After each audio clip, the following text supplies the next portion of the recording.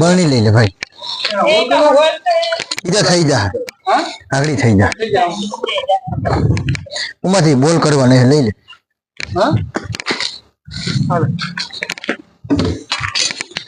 ले ले अब तो जा हां इधर बैठ भाग ले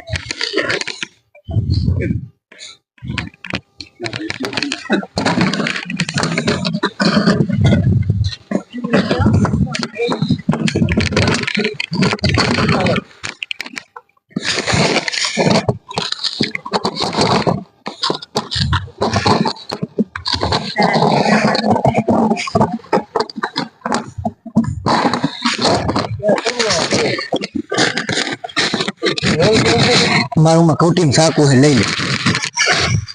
चालू रह जाओ चालू से कोण था ते या मसल था भाई દ્વારકાધીશ આજના દિવસમાં આપણે ત્રીજો રેસ્ક્યુ એટલે કે પેલું આપણે કે રસલ વાઇપર એટલે કે ચીટર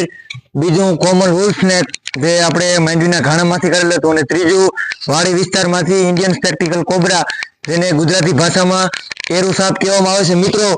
આ સાપનું લગભગ ભારતના બધા ક્ષેત્રમાં જોવા મળે છે અને આને ન્યુરોટોક્સિક નામનું વેનમ આવે છે આનામાં જે આપણા માણસને કરડ્યા પછી 70 થી 80 મિનિટ અથવા કલાક એકનો સમયગાળો હોય છે અને આ સાપ કરડ્યા પછી આપણા શરીરમાં મુખ્યત્વે ઝાડા ઉલટી તેમજ અમુક વખતે દર્દી કોમામાં પણ જાય છે અને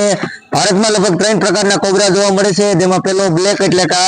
બીજો જે બ્રાઉન જે ભૂરા રંગનો અને ત્રીજો કોમન કોબરા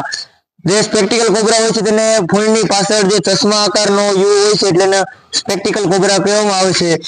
અને આવા જીવજંતુને મિત્રો મારવાનું છે કારણ કે આ ક્લાસ 1 માં આવે છે એટલે કે ફોરેસ્ટના નિયમ પ્રમાણે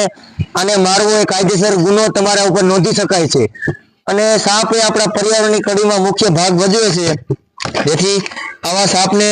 મિત્રો મારવો ન જોઈએ જો તમે અમારી ચેનલમાં નવા હોય તો મારી ચેનલનું નામ છે સર્પ મિત્ર ભાવેશ ભાદરકા સબસ્ક્રાઇબ કરી દેજો અને બને તેટલો વિડીયો શેર કરી દેજો જેથી લોકો આવા મૂંગા જીવને મારે નહીં તો લીઝ કરીએ ત્યાં સુધી વિડીયોમાં બન્યા રહેજો